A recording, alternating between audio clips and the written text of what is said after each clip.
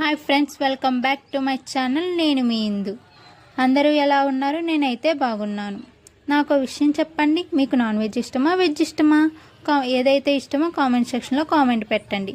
నాకైతే వెజ్ కన్నా non veg అంటేనే ఇష్టం. నాన్ వెజ్లో chicken curry, noodles and fried rice అంటే ఇంకా ఇష్టం. నిన్న మా సిస్టర్ ఫ్రైడ్ రైస్ చేయొచ్చు కదా అక్క అని అడిగింది. అలా అడిగితే ఎవరు చేయకుండా ఉంటారండి, మనం కూడా తినొచ్చు కదా అని చేసేసాను. ఇప్పుడు ఫ్రైడ్ రైస్ని సింపుల్ ప్రాసెస్లో ఎలా చేయాలో చెప్తాను, మీరు కూడా చేసేసుకోండి. ఫస్ట్ కొన్ని ఉల్లిపాయలను టమాటాను చిన్న ముక్కలుగా కట్ చేసుకోవాలి. పచ్చిమిర్చిని రౌండ్గా కట్ చేసుకోవాలి. ఆ తర్వాత స్టవ్ వెలిగించి పాన్ పెట్టుకొని సరిపడినంత ఆయిల్ వేసుకొని ముందుగా కట్ చేసి పెట్టిన పచ్చిమిర్చి ముక్కలను జీలకర్ర వేసుకోవాలి. అవి వేగాక ఉల్లిపాయల ముక్కలు వేసుకొని అందులో కొద్దిగా పసుపు, కరివేపాకు, టేస్ట్కి సరిపడినంత సాల్ట్ వేసుకోవాలి.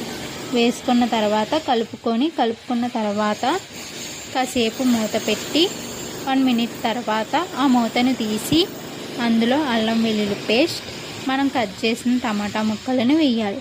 వేసిన తర్వాత కలిపి మూత పెట్టాలి. 1 minute తర్వాత అవి మగ్గుతాయి. ఆ మూత తీసి అందులో గుడ్లను పగలగొట్టి వేయాలి. అవి వేసిన తర్వాత కారం, 1 tablespoon మసాలా పొడి వేయాలి. అది వేసిన తర్వాత కలుపుతూ ఉండాలి. అది వేగిన తర్వాత రైస్ వేయాలి. రైస్ వేసిన తర్వాత ఎగ్ ఫ్రై, రైస్ మిక్స్ అయ్యేలా కలుపుకొని స్టవ్ ఆపివేయాలి.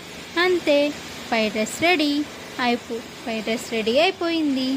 ఈ వీడియో కనుక మీకు నచ్చినట్లయితే లైక్ చేయండి, షేర్ చేయండి అండ్ సబ్స్క్రైబ్ చేసుకోండి. Bye bye.